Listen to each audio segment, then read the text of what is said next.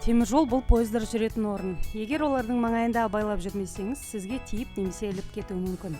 Темір жолда денсаулыққа қауіпті жоғары кернеулі сымдар да бар. Сондықтан темір жолдағы қауіпсіздік ережелерін есте сақтау өте маңызды.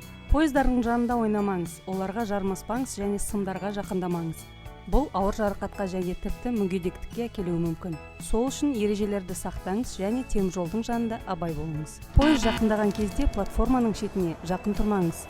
Темір жолды қатаң белгіленген жерлерде, яғни жаяу жүргіншілер көпірлері, туннельдер, өткелдер арқылы өтіңіз. Егер көпірлер мен туннельдер болмаса, жолдарды төсеніштер арқылы немесе белгілер орнатылған жерлерде өту керек. Жолды кесіп өтпес бұрын жақын маңда пойыздың жоқтығына көз жеткізіңіз. Пойыз жақындаған кезде тоқтаңыз. Оны өткізіп жіберіңіз және көрші жолда жылжымалы құрамның жоқтығына көз жеткізгеннен кейін өтуді жалғастырыңыз.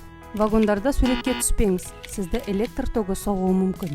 Пойыз жүріп бара жатқан терезелерден, вагондардан және тамбур есіктерінен шықпаңыз. Жол аралығында вагоннан шықпаңыз және қарсы пойыздың өтуі кезінде сол жерде тұрмаңыз. Платформадан темір жолға секірмеңіз.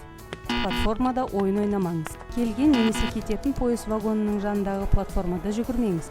Платформаның шетіне 2 метрге жақындамаңыз. Пойыз толық тоқтағанша вагонға жақындамаңыз. Станциялар мен аралықтарда автотұрақтар арқылы өтпеңіз және вагондардың астына кірмеңіз. Жаяу жүргіншілердің өтуіне арналмаған теміржол көпірлері мен туннельдер арқылы өтпеңіз. Теміржол бойымен шеткі рельстен 5 метрге жақын жүрмеңіз.